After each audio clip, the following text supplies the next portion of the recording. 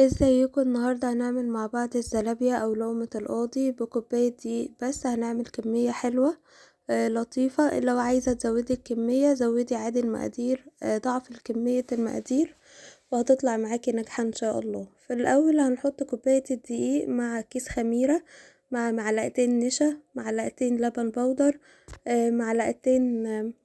معلقتين بيكنج بودر، ورشة ملح وفانيليا، ومعايا كوباية مية دافية. هقلب المقادير المكونات تجفة مع بعض وهنزل عليها بالمية وهعجن كده بمضرب يدوي، بالعجان، بايدي، بمعلقة، بشوكة، بأي حاجة. هي سهلة جدا وبسيطة. اول ما نشوف المقادير اتجانست مع بعض هنزل عليها باخر مكون معايا، هي معلقتين زيت، معلقتين كبار زيت. هقلب، وده القوام المظبوط بتاعها. قوامها بيبقى عامل زي قوام الكيكة او قوام البانكيك، اتقل اتقل حبة من قوام الكيكة. اول ما اوصل للعجينة الملساء ملمسها ناعم جدا وسلسة هعجن لمدة ربع ساعة. العجن قلت قبل كده ان مدة العجن طبعا مهمة جدا في اي وصفة فيها دقيق، لان كل ما بتعجني اكتر كل ما بتطلعي عرق للدقيق فبتطلع العجينة او الوصفة ناجحة معاكي. احنا دلوقتي بنعجنها او بنربها فترة اطول علشان الدقيق بتاعنا يطلع عرق والنتيجة تكون مضمونة وحلوة. نسيت اقول لكم كمان في الوصفة حطيت معلقتين كبار سكر، وده الشكل النهائي للعجينة بتاعتي. هغطيها وهسيبها بقى ترتاح 10 دقايق، منها الخميرة تختمر ودي يرتاح كمان، ودي من الخطوات المهمة جدا في نجاح الوصفة بتاعتنا. هغطيها وهسيبها في مكان دافي 10 دقايق. طبعا هرجع الاقيها الكمية بتاعتها متضاعفة.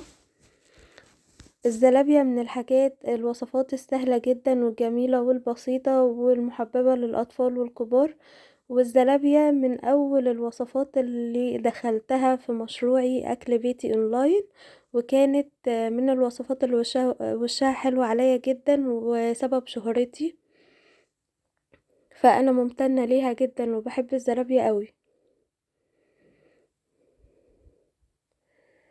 هغطيها بالشكل اللي انتوا شايفينه وهسيبها بقى تختمر مع نفسها 10 دقايق.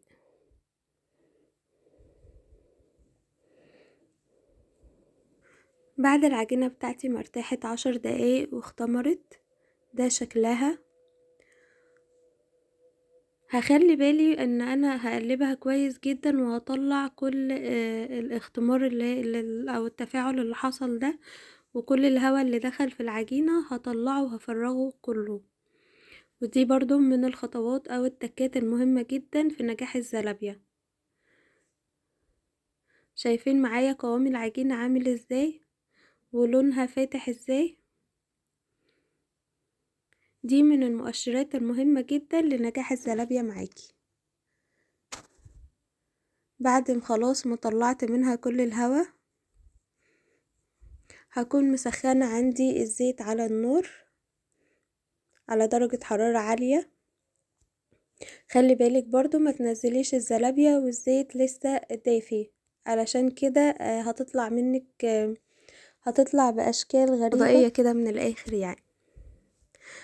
هخلي بالي ان الزيت يكون سخن، ودي اللي انا بشكل بيها الزلابية بتاعتي. المعالق اللي هي بتاع المقدار او المقادير بيبقى فيه كذا حجم ليها، انا باخد اصغر حجم وبحطها في الزيت وبعدين بشكل بيها العجينة بتاعتي. ممكن نشكلها بأي شكل تاني، ممكن نحطها في ازازة ونخرم غطا الازازة، ممكن نحطها في كيس تلاجة او كيس حلواني او بايدينا. يعني تشكيلها برضو سهل خالص وليكي مطلق الحرية فيه. انا بشكلها بالطريقة دي، بحسها سهلة عليا وبتطلع الزلابية كلها حجم واحد وشكل واحد. وصلت لحد هنا معايا في الفيديو، اعملي لايك واشتراك في القناة فضلا وليس امرا. هنا بقى الزلابية بتاعتي بعد ما خلصت انا حطيت عليها سكر بودر وحطيت عليها صوص فراولة وحطيت عليها عسل. ما كانش عندي نوتيلا بصراحة، انا بحب احط عليها نوتيلا وكراميل. ولو جربتوها اكتبولي على بيج الفيسبوك وقولولي ان انتوا جربتوها علشان انزل تطبيقاتكم على بيج الفيسبوك. اشوفكم ان شاء الله في وصفة جديدة، ما تنسوش تعملوا لايك واشتراك للقناة. اشوفكم على خير، ولو عايزين اي وصفات جديدة اكتبولي في الكومنتس. مع السلامة.